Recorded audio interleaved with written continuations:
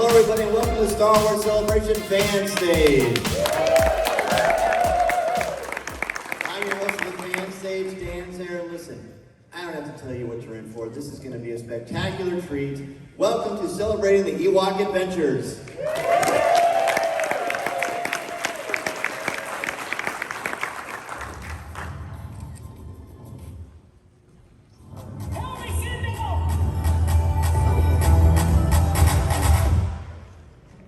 Do you recall when we said we were ready? No. All right, hey everyone, I am Richard Woloski. And over here, this is my sweetie wife, Sarah Woloski. Hello everyone, we are the hosts of the podcast, Skywalking Through Neverland. And we want to thank everyone, even Tebow, for coming to our panel celebrating the Ewok Adventures. Now, correct me if I'm wrong, this is the very first panel ever at a celebration convention that focused and highlighted the Ewok TV movies. Right? All right, by a round of applause here, who saw the Ewok Adventure when it was first aired in 1984? All right, how about Battle for Endor? How many were not alive in 84 and 85? Did you guys just see it on Disney Plus for the first time? VHS! VHS. OG fan. Oh, yeah. All right. Yeah. All right. Well, yes, that's why we need a rehearsal. More than half an hour. Well, I really want to thank my guests right over here. We've been planning this for the last couple of years. We did this at Force Fest in 2020, and now we thought we got to do it at Celebration because we really want to highlight these Ewok TV movies, which I grew up on and I really love. So, all the way down here, it is Eric Walker, Mace 20.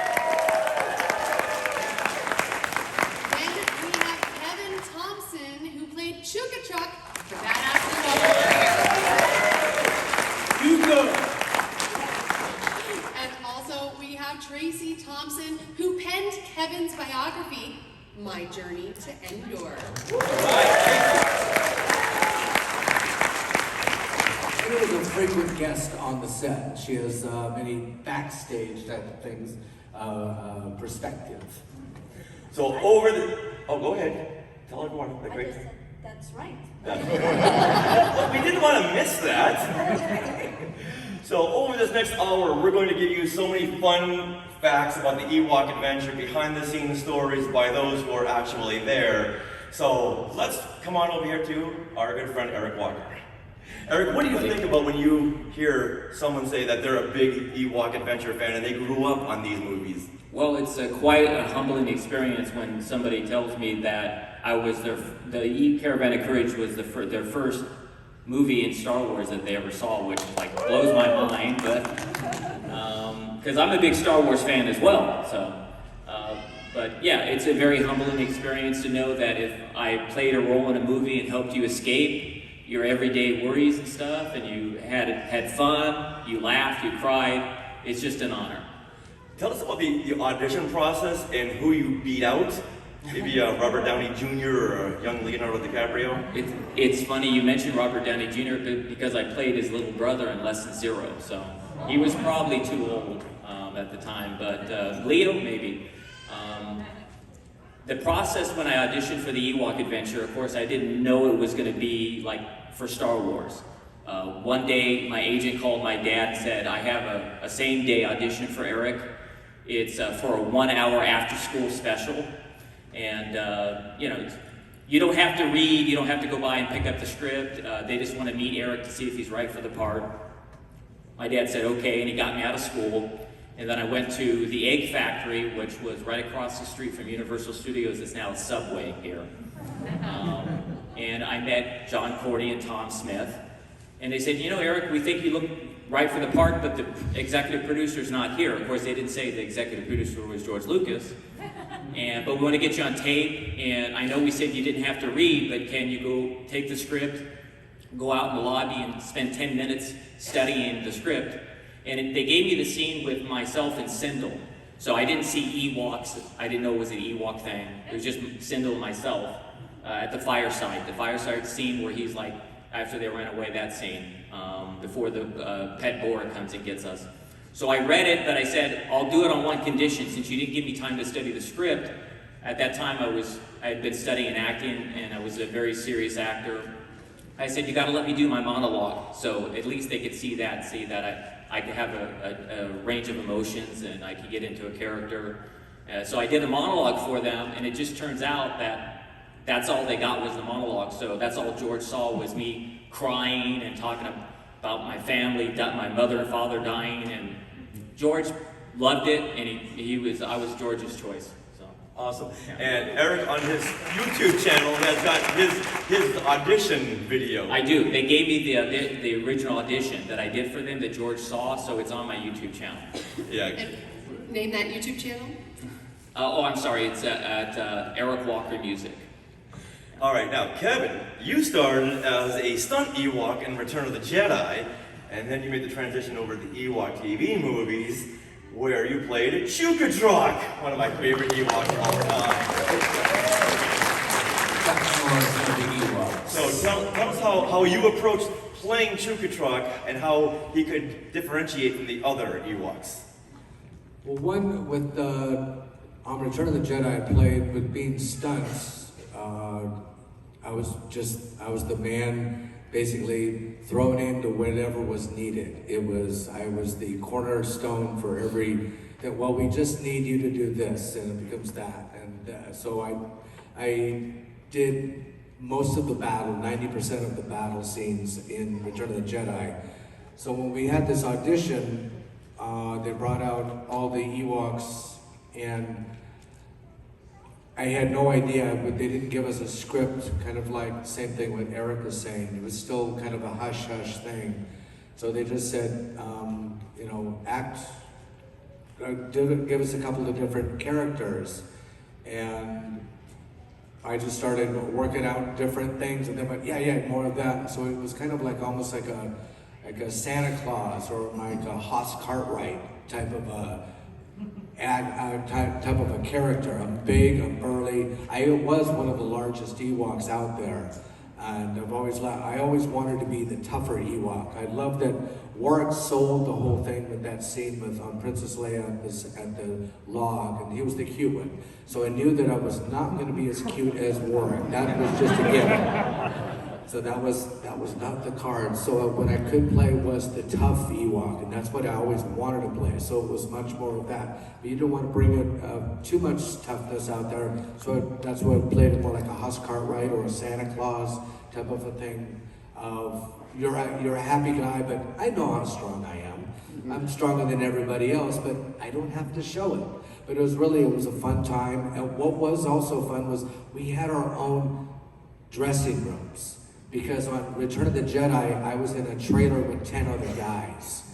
So it got by the afternoon, it wasn't really too pleasant. And you really didn't have time to just kind of hang out. But on the Ewok movies, we got our own place to hang out. That was actually a joy. But it was neat that it was only 5 or 6 of us in it, and so they were able to be a little bit more attentive to us too, and you were able to bring out this character of Chukadrock and Deej and Whittle and Ouija, and all those different characters, and they were able to bring those out and bring time to it. And we also had a lot of fun just having a grand old time, just busting chops with each other, because Eric bust our chops and we'd bust his, and we had a grand old time with it. Now, Tracy, go ahead. Yeah, Tracy, you weren't in the films, but I know you were on set. So, do you have any on-set stories? Maybe call them out here, Kevin.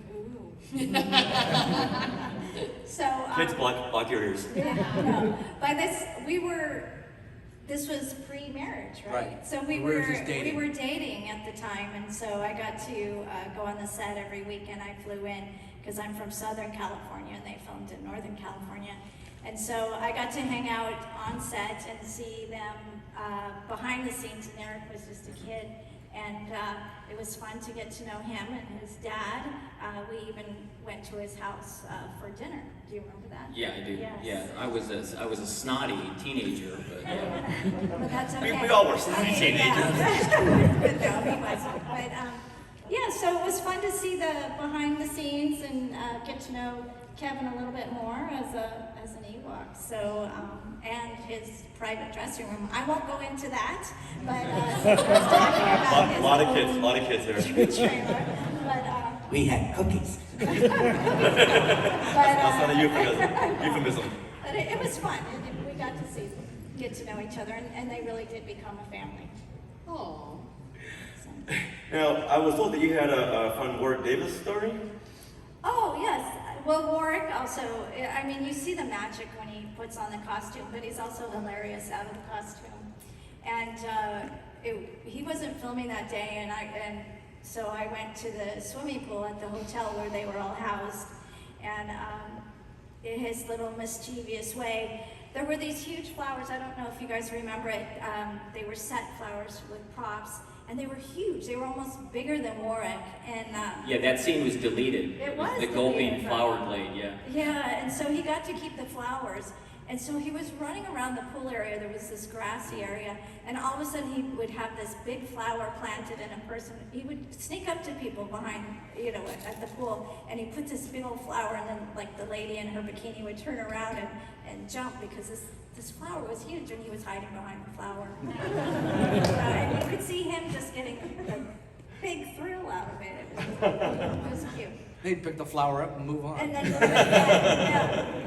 Like a worm on the cartoon. Get to his next victim. Yeah, we had dinner with them not too long ago, and he said, I still have those flowers. Oh. So he kept those prop flowers. Oh. He had kind of forgotten where he got it He's like, from. where'd these flowers go? And I told him the story. He goes, oh yeah, so I wonder where he keeps them. I don't know. Interesting. Where would you keep prop flowers? With the other prop stuff that you stole? I mean, instead, by permission of Lucasfilm? Well, Tracy, like you, I wasn't in the Ewok adventure, but I did try to sneak on the set. What gave it away? I don't know. I didn't even shave my legs. Now, Eric and Kevin, you two were directed by John Courtney, who just passed away, unfortunately. So, how did he direct kids and Ewoks? Well, John was what we call an actor's director. That means he knows something about acting. He can help you that way. Where George Lucas is more of a technical director. Both are great at what they do. They're just different type of directors. John would discuss a scene with me and where he thought it should go, what he thought our motivation was. He was very, very, very calm. He was able to put up with a lot of stuff from kids, like I mentioned earlier, being a teenager, and he just had a very gentle way about himself, how he approached directing. Go ahead, Kevin. No, he had just finished the Ballad of Miss Jane Pittman, and where Cicely Tyson, I think, had won the Emmy Award for that. So he really was, like you said, an actor's director, and he was really actually very good with both you and Aubrey. It was her first time acting on this, and so she was very new to it, and also the parents were very new to this whole thing. It's true. And so she kind of sometimes there was almost like an improv type of a thing of the lines for you guys to work it out. That's right. He would just type of work the scene out, because when you're working with children like that, and my wife and I are both dialogue coaches on different TV and movies, and different way a lot of times about that age of the child, they can't read. So how are they learning lines? So a lot of times the improv and the production was a lot weight on you, because Right. you had to make sure that your scene was right. Yeah, that's true. And she was 4 years old, so of course she couldn't read. If you read the original script from the Ewok adventure, it was more of it wasn't just, it ended up being a lot of Mace in it because of what Kevin just said. But if you read the original script, Sindel had a lot more lines, and it was more of a Sindel and Mace story. But of course, a lot of her dialogue did get cut and then given to me, And it turned out good still either way, but yeah. And then in the second movie, she was 5, so 1 year made a huge difference. So she did a great job on Battle for Endor. So. Yeah, all of a sudden she became Julia Roberts.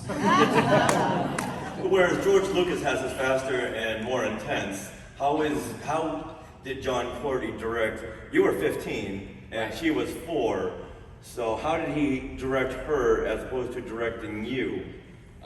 He was just very, well, with me we could sit, in fact I even have a picture of us two together sitting in chairs talking about a scene. I think there's a publicity still. Well, that's when I was interviewing him for the making of the Ewok adventure, which Warwick Davis and I made, and it's never been released, so we need to get them to release that as well. But he just had, like I said, he would talk with her and he would feed the lines to her, and only he would speak to Aubrey when she had to say her lines, so he would tell her what to say, then she would repeat it.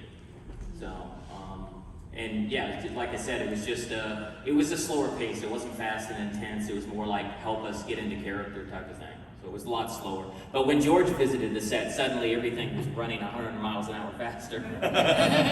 And you were directed by George Lucas. Yes, that's right.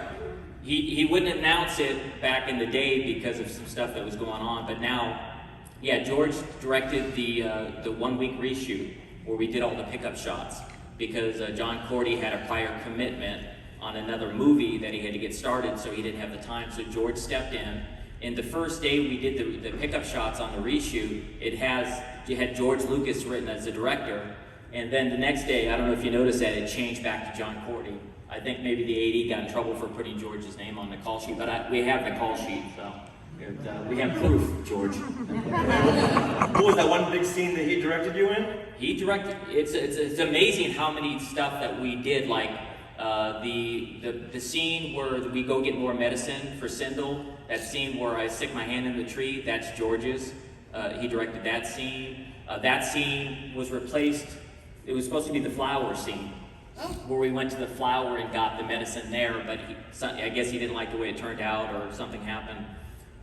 What else did he direct? He directed that scene. In that scene where you put your hand in the tree and something grabbed Tree, you? yes, he directed that scene. What was that reused prop?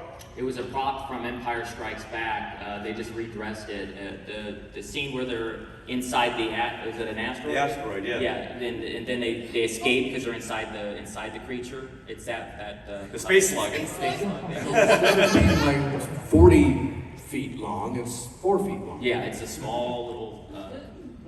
Yeah. That's so funny. You've been on Skywalking Through Neverland podcast. Yeah.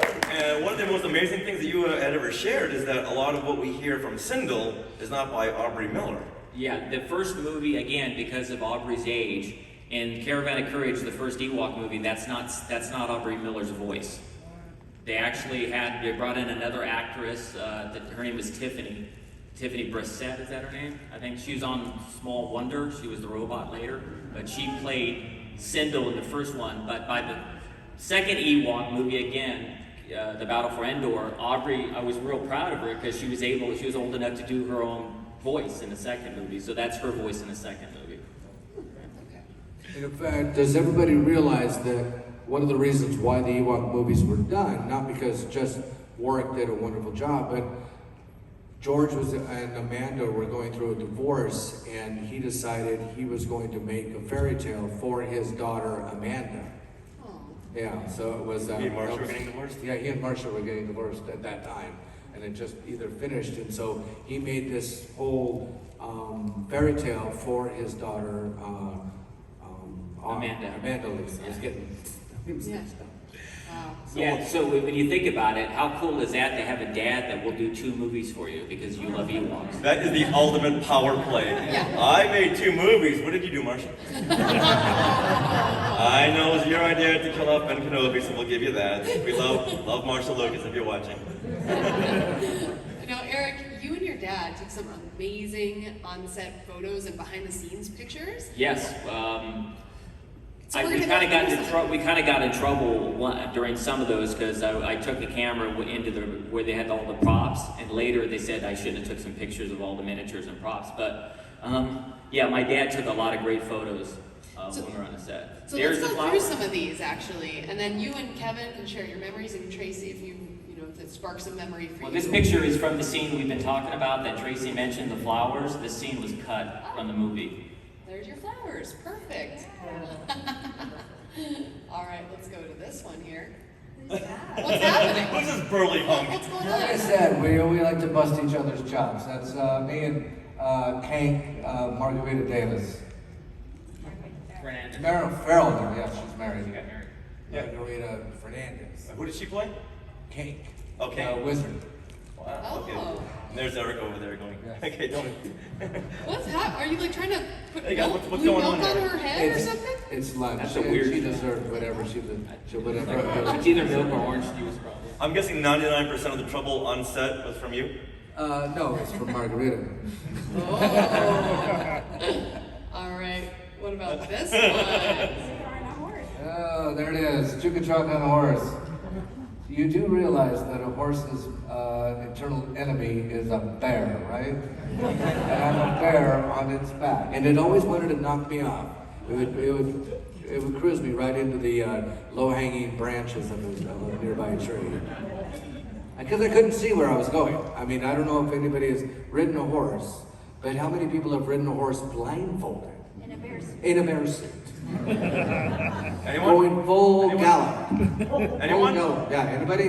Raise their hands. Raise their hands. Was there any point? Yes. Did you like fall off at any point? No, never fell off. Oh, Come nice. on. I'm Haas Cartwright. I think Tony Cox fell off on Tony Cox. Oh, remember he was hanging out. He's literally 2 feet because he's got a smaller pony. He's literally 2 feet off the ground, if that, maybe 18 inches, and he's hanging onto the neck because he had slid off, and he's hanging onto the neck of the horse, and the whole crew is just busted up because it's the funniest thing. This little Ewok hanging on to a little pony, saying, "Help, help!" And we're like, "Just let go, let go." You've got 18 inches of ball. You're in full padding. It's not gonna hurt. No, it's not. He's thinking he's 30 feet off the ground. No. He's hollering at the top of his lungs. Yeah, that was Tony. And there's so much padding in those suits. It's like a Stay Puft Marshmallow Man is rolling down to the Endor forest. And we finally convinced him to let go, because no one was going to go over and go over and help him. We just let go, because we didn't. Too bad we didn't have phones at that time. He finally let go. He goes, "I didn't know it was that far." We said, "We've been telling you for 15 minutes that you're only 18 inches off the ground." Now, is this really you, or is this Jeff Lynne from ELO? Hey, if I could have his record collection, I'll pay Jeff Lynne. Is Jeff Lynne up here? No, you are. All right, let's move on. All right, this is when Paul Gleason Yes. took over as your dad. That's correct. In the For second, Ewok Battle for Endor. that's correct. In the second movie, Guy Boyd Jeremy was replaced by Paul Gleason. Yeah. And this is before or after the Breakfast Club? I think it was before, or it was right around that same time. It might have been right after. This is 85, so if anybody wants to Google. So this is right around the time Breakfast Club was I think he got Breakfast This Club. was shot in May. This was shot in May of 85. Okay. Yeah. So he didn't really have a whole lot of screen time on this. I know I did. Spoiler alert. Yeah, this is where Mace does not meet his demise, because Mace lives, right, everybody? Yes, he does. Did you have a connection with Guy Boyd, and did you have a connection with Paul Gleason on the set? This was not more so with Guy Boyd, because we had more time, we had more scenes together, so I had more of a connection. We took this picture, we talked a little bit. We didn't really have a super connection like on the first movie, because it was very fast paced. This movie was directed by the Wheat brothers, and they also had a second unit that was being directed by Joe Johnston. So there was there had 2 full crews at the time. So. Right. And your mom, played by Fionnuala Flanagan? Fionnuala Flanagan. Yeah. Was that her in Battle for Endor? Because you see the backside of her. No, on the it ground. was not her. It was just stunt double. An extra pair of legs. All right. Well, let's go to this scene here. Oh, the magic pond. Yeah. All right, Can you tell us a story about this one? This was a little pond that they made on Skywalker Ranch, and they just made this pond, and I had to go under the water and be trapped, and it wasn't very deep, so I had to like wait. You know, it wasn't too deep, so it was hard to get all the way under the ground. Later, for the other shots where you see me actually trapped, that was shot in a swimming pool, so it was very different. Actually, the swimming pool we shot the last day of filming in a swimming pool. Now, Warwick is very close to that edge. I'm really worried Yes. right now. Any accidents? Not that day. What I do like is to see that Debbie Carrington over there in the very end, the late Debbie Carrington, is right there with Aubrey, showing her just just being like a big sister to her, and so showing her everything that may not, may be dangerous to her. And that's the way we were on the set. We all took care of Aubrey just to make sure that, because the thing about a set, and a lot of people don't realize, it's like a child walking around a construction site, which is really fun. You got all sorts of big trucks and everything, but you're not supposed to be there without parental supervision. And a lot of times when the child is there, you forget that they're just working, and everybody else then does have to look after the children while that's happening, so that it makes sure that she might think of just playing around, and then all of a sudden she's in the water drowning, which can happen very easily. And the day we filmed this scene was one of the days that George showed up on the set, so he was there when we filmed this scene. Nice. Yeah. I do have a question on, I noticed like all of your Ewok heads are off. So did you pretty much put the head on just for one shot and then take it off immediately? Like how did that work out? Well, it's easier to hear direction and get a view of the geography of what's going on without the head on. And also it's much cooler, because once the head goes on, it's sunny like that. It gets up to about 120 degrees inside that outfit. The eyes fog up, and then, as Tracy talks about that in the book, you find out what it's like to be in one of these outfits. It's not. Everybody goes, "Oh, I hate this mask." I laugh at you people. And where was this shot? That was on Skywalker Ranch. And most of it was shot in all around Skywalker Ranch in those fields? Yeah, so a lot of the shot on Skywalker Ranch are 10 minutes away in a place called Roy's Redwoods Preserve, and also the San Jeromo Archery Range. Did a lot, but all within like 10 minutes of each other, other than the times we were at ILM in San Rafael. Well, also, I want to mention that when you guys had your heads off, you would count your steps, and then I noticed that, and I also noted from your stories. Yeah. But and then once you put your head on, because you couldn't see, you knew like it was 10 steps till you got to the edge of the water, because you couldn't see. So a lot of it was just counting before you got your head on, and then once the head was on, you would count your steps. Knowing that, go back and watch the Jabba the Hutt court sequence in Return of the Jedi. You see all those aliens bumping into each other all around. Ewoks don't bump into No, they don't. And even though it appears that Mace Tuwani perishes in battle for Endor, well, you know what? He returns. Hashtag Mace Tuwani lives.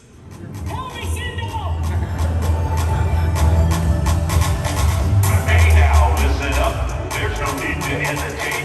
There's no stop and celebrate.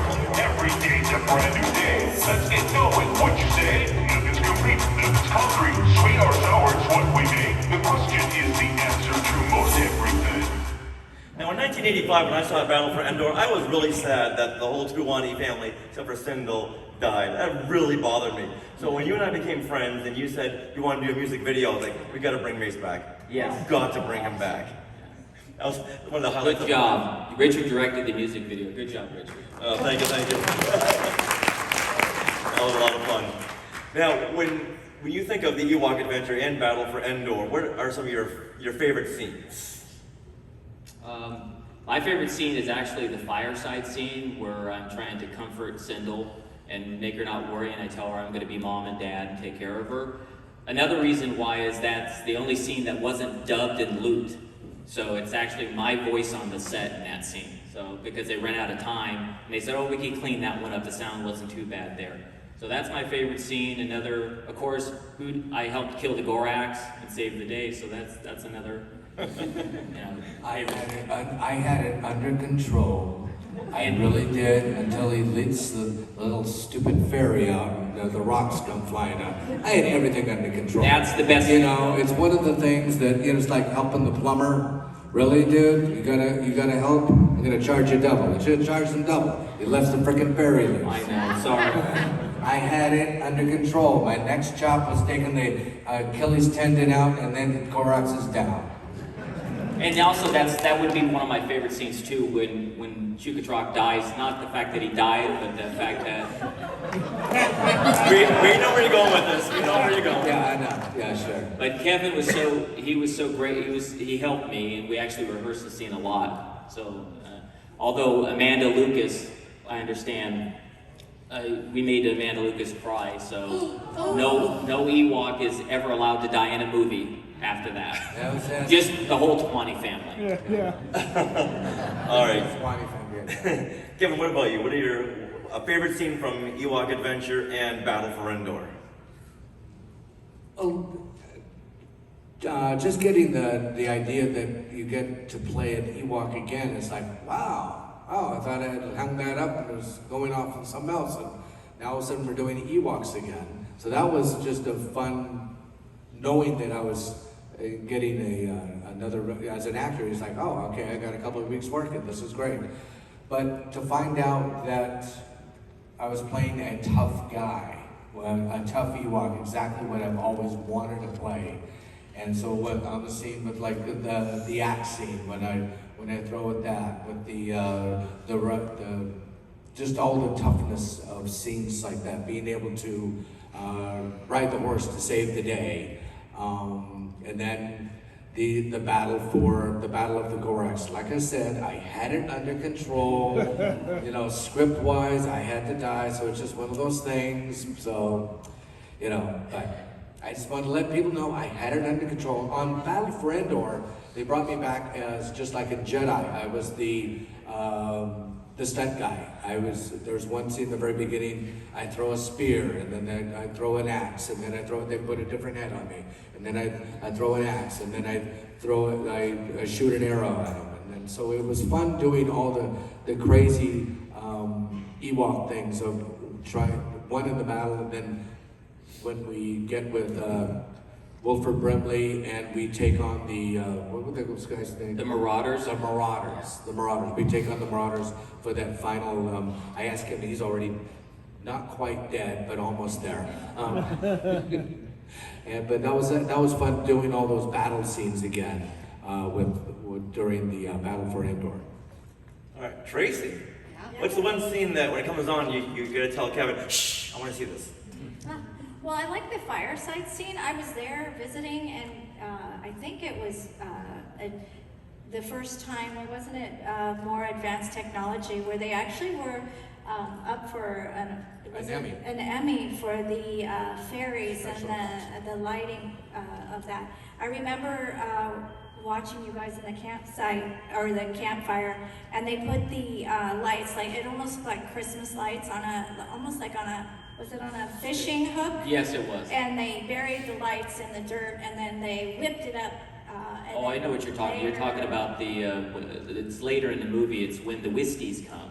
Yes. And then later I find Queen Izarina that you're talking about. That's a great scene. That was fun. That was a great scene. Yeah, and I love that scene. And then Warwick's trolling around, and there really wasn't anything in the air. They were just all improvising, and then they later filled it in with special effects. So that was fun to see it from the start in the beginning, where there was nothing there, to when they filled it in with special effects later. And then I also like seeing the Ewoks with their character development, because they didn't really, I mean, they had characters in Jedi, but these were specific characters that they really built themselves on, with acting in the suit and having it come out, as. Oh, yeah, I think Kevin really exemplified that statement. Well, it's also with like the Ewoks that were the actors who were chosen as Ewoks in for the family. Dan Frischman, who played Deej, the dad, he was a Shakespearean actor, and he was very well respected on the set of Return of the Jedi because he was always the first one in the outfit, the last one out, and he never complained. And he really, I think, he brought that fatherhood out of that. Debbie, who played the older brother, was the Ewok with the most memorable death scene of where the one Ewok dies and she does that whole, oh my gosh, buddy, wait, come on, let's go. And it's one of the saddest scenes in film history. And she was an extra. Tony Cox was the Ewok who did most of the riding on the speeder bike of all the craziness of that. And so it was great that it was kind of almost like a reward for us doing the good job in Return of the Jedi that we got repaid in doing these movies. One of my favorite scenes is the turning point for Mace Tuwani. Up until 45 minutes of the film, he is that angsty teen. Right. But then comes the time when Chukatrak shows him up with the axe throwing contest. Yeah, he sure showed And me. suddenly Mace is like, oh, okay, maybe I do need help. Right. Now, speaking of this scene, wouldn't it be really fun if we reenacted that scene up here on stage? Really fun? Right now? Well, then it's like we hadn't prepared this. So, let's have Eric and Kevin join me over here, down here, Down in front. below the screen. And Trace, if you want to stay up here, and you'll play the part of giggling Single, okay? Okay. And Sarah, you read the narration, okay? This is going to be really fun. Do we have an axe? Oh yeah. We have We have an Real? No, it's one of those dull axes. So Sarah's going to show the Like when I'm scene. trying to chop the rope for the first ATST, I'm chopping it's like 1, 2, 3, come on! Stupid dull axe. And are you gonna cue me to giggle, or when does that happen? Sarah's going to read narration, and she'll tell you exactly. Everything like this. Exactly. Is the sound on? The audio should be still going? Yes. Oh, it's very soft. Can we turn that up a little bit? Is that possible? Kevin? Yeah, okay.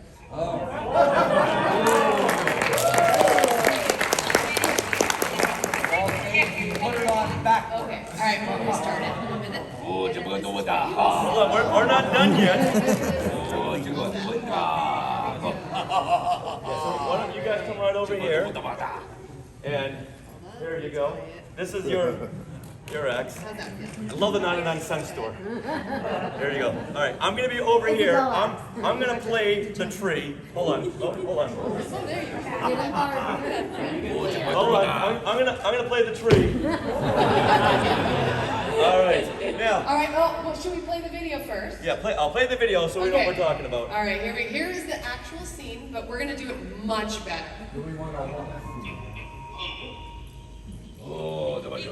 minute here. You think the check you're coming around? Yeah, you might be big, you might be strong, but obviously you're no warrior. You're scared, that's what you are. Watch this.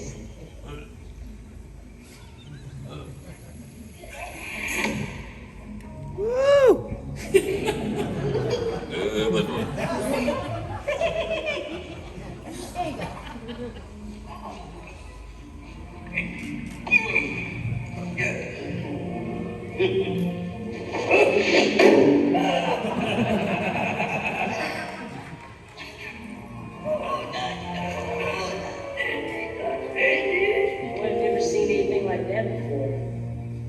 Can I have the juice?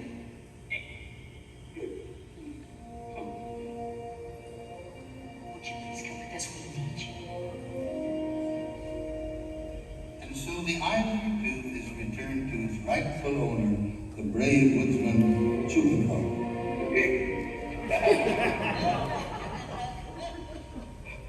That's how it was in 1984. Welcome to 2022. Playing the part of Mace Tuwani is Eric Walker. Playing the part of Chukatrak, Kevin Thompson. Playing the part as Sindel Tuwani, Tracy Thompson. And we have Tebow. Tebow's going to be the special effects. Deej, this is all we could afford. Just run with it. You're an actor. Run with it. Well, so I'll read the narration. And Sarah's gonna read the narration. Hold on, I gotta be a tree. Hold on. So I'm talking to Deej here. Deej is right here. Deej is going. I'm going. Not interested. We can go. This is great. Kevin's got it.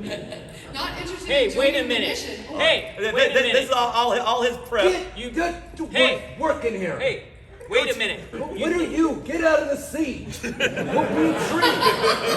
tree. You said you were gonna. I wanted more. I Get don't want over to be an here. extra. Over I there. don't want to be an extra. Props. Hey, wait a minute. All right, Sarah. Hey, wait a minute. You think we care if you're coming or not? Chuka stops in his tracks, back towards Mace. You might be big, you might be strong, but obviously you're no warrior. Yeah, you're scared, that's what you are. Chuka spins around to Mace. Watch this. Mace turns to a tree in the distance. He hurls his axe, which finds its mark. It found a mark, right? Okay. He turns to Chuka. Sindel giggles.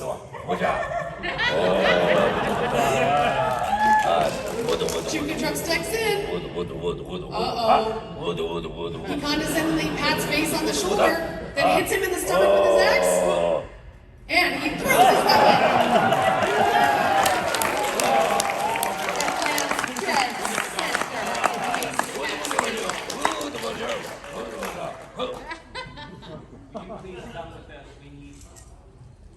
What the hell? I don't have anything else to do today. Let's go. Wicket and the others head off into their Ewok adventure.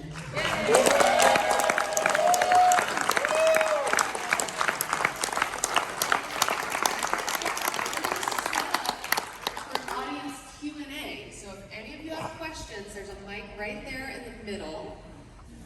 We're going to be lining up if you guys have some questions. Thank you. Come on up. We have amazing question. Oh, okay, perfect. All right, let's all get situated back up here. And once again, my journey to Endor, penned by Tracy Thompson, has a ton of amazing stories, just like the one we wrote. All right, so ready for our first question? I was just wondering if anyone had any Wilford Brimley stories that they could share. Wilford Brimley stories. Uh-oh. Can you share? Wilford was a friend of me. He liked me. He was an actor's actor. It was funny about Wilford was he started out as a teamster. He was a cowboy. He was a stunt guy. And when you watch him in the movie, he's only 55 years old. Yeah, I know. He looked like 75. He's only 55. He aged. He's kind of like not Yul Gibbons, but he was really not as old as he looked. But the tough thing of working on that movie was you had two brothers as the Wheat brothers directing, and so many times they were very passionate about the scene, but they had two different versions. And so Wilford would get very upset, says, "You told me to go right, now you told me to go left. Which way am I going here? I don't know what's going on." Whereas Joe Johnston came in, who was like what Eric said, was second unit director, and he was really a kid in a candy store. And he was going, "Okay, what we're gonna do now, guys?" And he had only one vision, and he was a second unit. He was supposed to just get that. But Wilford actually liked working with Joe much better, and it wasn't anything wrong with what was the Wheat brothers were doing or what Joe was doing. It just, the flavor just worked better together with Wilford and Joe than with the Wheat brothers. And so that was just, but Wilford took the whole crew and cast and everybody out. At the end of the show, took us all to Chinese food and it was on his tab. And he just took everybody else, says, "It's on me, guys." So he's a good guy. I heard the only director Wilford Brimley did not like working with, Frank Oz. I heard Ron Howard too. So, you know, just. Yeah, wow, okay. And here he is, Frank Oz, everybody. And Ronnie's in the building. Good hear those stories. Okay, Leia. Hi there. You mentioned that being an Ewok is you're very padded, right? So how challenging was it to do all the stunts that you were set to do with all that gear on? Okay. What's easy is you close your eyes, stand up on a chair, put full padding on, and then jump. Just off of one of these little chairs, and it's easy. Sometimes it's easy to do the what's going to do on the stunt, but you're doing it when you can't see it all. You have explosions all around you. You have trees flying, black powder bombs going off, directions telling you which way to go. The end of a prop, so you have the lights, or you might be running off camera and running into the lights, so you have to know when to stop. And So you're saying it's easy? Yeah, it's very Okay. Thank you. You're welcome. Kevin, you were saying on Skywalking Through Neverland that you only got hurt once while you were doing stunts as an Ewok. Yes, it was a stunt while being thrown into the jail wagon when they grabbed the Ewoks and they threw us into the wagon. Well, I was every Ewok that got thrown in the wagon. They would just change it up. And they would throw me in the wagon, and then they said, "Oh, we saw the pad." So they took the pad out. It was a little 3-inch pad, and so now it was a 1-inch pad. They threw me in the wagon, and they said, "Oh no, we saw the pad again." So now it's just a ferny pad. There's little blankets, and they threw me in. They said, "No, we saw that too." So now it's just wood. Now it's just a wooden wagon, and I've already been thrown in the wagon, a half dozen times. And so then now they throw me in and said, "Okay, now we need a safety." Oh, well, something happened, so I got thrown in the wagon 4 more times. So yeah, I came home and it was on my birthday. It was on my birthday, and so then they sang me "Happy Birthday," and the stunt coordinator it was a berry pie, and there was all these little candles in there, and they sang "Happy Birthday." It was so nice. I was like, "Gosh, I'm so tired." And he goes and it's a berry pie, and he throws it in my face right after they sang "Happy Birthday." Mike Cassidy. Mike Cassidy. And I go running after him because he knew that I'd be running after him. So I'm running after him with berry all over my mouth, my face. His car is not only started, but the door is open. He jumps in and drives away. And I'm running after his car with berry. I'm looking like a freaking cartoon.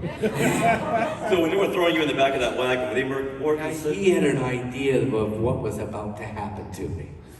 Were they more concerned for you, your safety, or the very expensive Ewok head? They were concerned over the shot if it worked.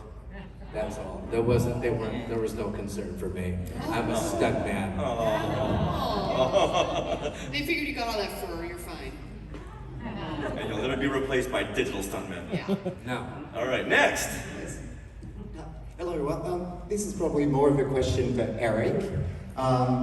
Firstly, the Ewok Adventures were really such a showcase of, Ewok culture. There was such an expansion from what we actually saw in Return of the Jedi. And one aspect of that was that, for example, the Warwick family hut was down on the ground. I kind of imagine that as like a summer home. But my question really is, as far as the Ewok village up in the trees in Caravan and Courage, we see Logray's hut. What was it like? How much of that was a set? Because at one point you see the interior of Logray's hut, and then we get shots of Mace and Sindel and the Warwick family exiting Logray's hut, and we see part of the forest. One of the great things about Caravan of Courage is they had a lot of use of matte paintings. In fact, they had over 250 shots in Caravan of Courage. And at the time, they said that ILM worked on Star Trek: The Motion Picture, and this movie had the same number of effects in it. which was kind of interesting. But so the Ewoks, the trees were all matte paintings. That we had none of that on the set. They did have the Warwick family hut on the ground in the redwoods, at Roy's Redwoods. The interior shots were shot at ILM on the main stage. They had the interior of the hut set up there. There was one shot where you see us coming down, and they put a rig on us, and they had us way up high, and other stunt coordinators lowered us to get that shot where we were coming down. And in fact, during that shot was the pickup shot that George directed, and Amanda Lucas was there that day. And if you remember, that's where Mace throws away, he doesn't like the rock, so he throws away the rock, and he said, "I don't want this stupid rock." Amanda Lucas didn't know we were making a movie, so every time in the middle of the take, she would yell out, "Why is it a stupid rock, Eric?" But we just continued to do the scene, and everybody laughed afterwards. But most of it was matte paintings. Wow. All the stuff in the trees. It's beautiful work. Yeah. Oh, in fact, a little trivia for you: in one of the shots, they actually painted Winnie the Pooh in one of the shots. Yeah, so that was just a forced perspective on looking like that, and his hut was there, but it was just built, and that was the only thing there. Everything else was the matte painting. Yeah. Really magical. Yeah, thank you so much. How you doing, buddy? Yeah, where are you from? I'm from Australia, and I had the privilege of actually seeing both Ewok TV films at the cinema. That's right, how we saw them in Australia and New Zealand and countries like Japan. So we actually had to wait till May 1985 to see an Ewok adventure, Caravan of Courage. So, and the interesting thing with the second one is that it was entitled Ewoks, the Marauders of Endor. That's right, you had the foreign title. Yes, yeah, which was really fascinating. So, and then it reverted back to Ewoks Battle for Endor, and we got it released on video in 1988. So it was really with a whole new poster, and I thought, wow, this is Ewoks 3. So thank you so much. Thank you. We were supposed to do 3 movies originally. What is your name? Phil. Bill. Thank you very much, Bill. You're welcome. Yeah, that's something that's very, very, some rare facts, that the Ewok movies were released overseas theatrically. So if you ever want to win a trivia contest, you say, what's the 7th Star Wars film that would be released theatrically? People will say, Force Awakens. No, the Ewok Adventure, Caravan of Courage. I didn't say US, I just said released in theaters. Yeah. Does anyone know who the original Wicket was? The original, but the Wicket was not Warwick Davis. Does anybody know? Ryan Sims over here knows. Kenny Baker. Kenny Baker was supposed to be Wicket. Oh, that's right. But as we find out in our book, on the call sheets, it's in there. It says that he is Wicket, and then one day he's Papalu and Warwick is Wicket, because on that day of that big scene with Carrie Fisher, Kenny got sick and he could not, and it was Carrie Fisher's last day of shooting up in the Redwoods, and so they wanted to do this. They're moving all the first unit stuff down to ILM, and they needed to get that scene done. And the first AD, Peter Minnick, said, why don't we try this kid Warwick, see what happens. Nice. It's funny, whenever you see the mask being lifted off of Warwick Davis's head, he always gets a big smile on his face. Big smile. He was what, 11? Yeah, he was loving it, yeah. Awesome. And we have time for a final question. Come Hello, on. everybody. This is my first Star Wars celebration along with my cousins over there. I think it's awesome that we're going to do an Ewok adventure panel. I love these movies. Growing up, my experience was I was not an English speaker, writer until later on, my maybe 10-year-old or so. So I watched this movie in English. So I learned a lot of English watching these movies, along with my father, my brothers, and now to be able to share it with my son and my wife, it's an awesome experience. And I was just wondering, back then, you knew how big or how beloved these movies would be, basically 40 years down the line. Well, I mean, no, we wouldn't. Who would have guessed 38 years ago this June we were filming Caravan of Courage? No way. I don't even think Lucasfilm thought that, because I share a story often. I was talking with one of the Lucasfilm publicists at the time, a lady, and she was saying, Eric, do you know how long you're going to be famous for? I go, I don't know, maybe a year or so? And she goes, this is Star Wars, Eric. You're going to be famous for at least 8 or 10 years. We're talking 38 years later, so no, we had no idea for sure. Yeah, you really don't know.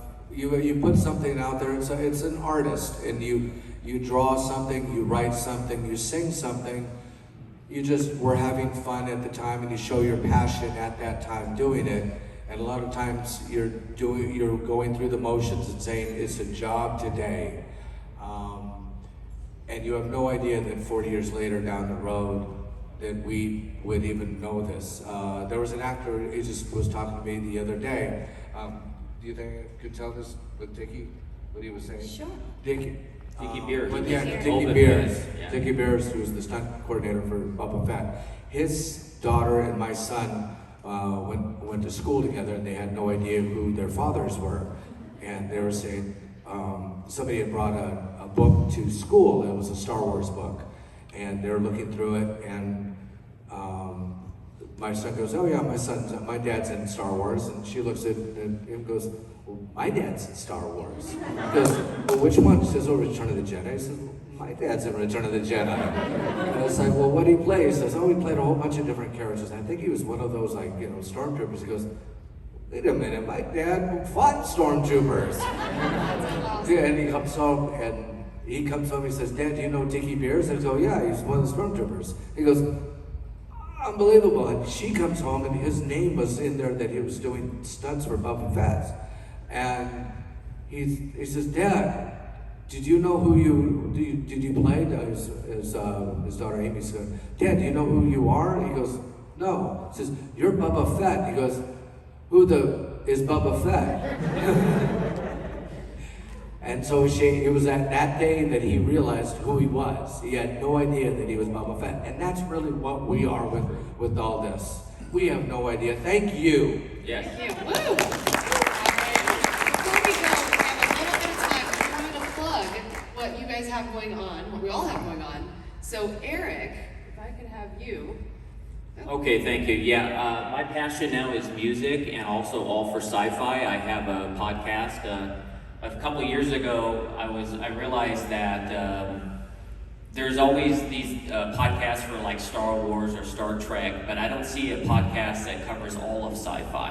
And I said, wait, that might be a great name too. So all for sci-fi, we cover everything: Star Wars, Star Trek, Halo, anything sci-fi or fantasy related. And we review it every Saturday. We do the podcast, and we'll review whatever just came out. So if you want to subscribe, we're on YouTube at All for Sci-Fi and All for Sci-Fi on Facebook. So, and I have my co-host is a funny guy his name is Captain Rickster. He's like a comic book guru. He's over here. So yeah. All right, and Kevin and Tracy, what do you have going on? Well, I've always been passionate about writing, and I write for different communities. We're very involved with Little People of America. It's about people with dwarfism like us all around the world. And so I've always written for their newsletters. And I decided, both Kevin and I've always heard his stories wherever we go, like in the grocery store. He's always telling people that he was in Star Wars. And so for our son, we wanted to leave him a legacy of our stories. And so we wrote the book, My Journey to Endor. And it's about Kevin's time from the audition to our date. One of our first dates was the movie premiere. So at the end of the story, I won't tell you too much about it, but it takes you right on the set from start to end of Return of the Jedi. So that's my passion. I'm going to get a copy of that. our table. Kevin's at Autograph Hall, so we have some at the table, and then it was #1 on the Western region on Amazon, so you can also buy it there. And then Richard, what do you have going on? Well, not to be outdone with a book, but Yay! here we are. Today in Star Wars history. If you want to find Sarah and me, we'll be downstairs in rows 1 through 36, walking up and down. Come find us. This is Star Wars Fun Facts. Every single day of the year have been fact-checked by Anthony Daniels, Billy D. Williams, Eric Walker. At some point, it's like, Rich, stop emailing me and texting me every minute of the day to verify all these facts. He never said that. Eric has been nothing but gracious at this time, and his call sheets and everything he has. But everything that you could ever want from Star Wars is a Star Wars reference book. Today in Star Wars history, we have some if anyone would like a copy. Right back here. And there's a QR code. So with that, We're gonna. Did you say what you were doing? No, Oh, he just jumped right over me. Okay. we only have 26 seconds. Yes. So you can catch me in the first couple episodes of Obi-Wan. Yep. I think I cut most of my stuff, but I am I'm a character called an Aki, and then I do have another character coming up later on in the season. yeah, the first 2 episodes when Obi-Wan is at the meat packing plant, you'll see Kevin doing this. We want to thank everyone for coming out to celebrate the Ewok Adventures at Star Wars Celebration 2022. Thank you very much.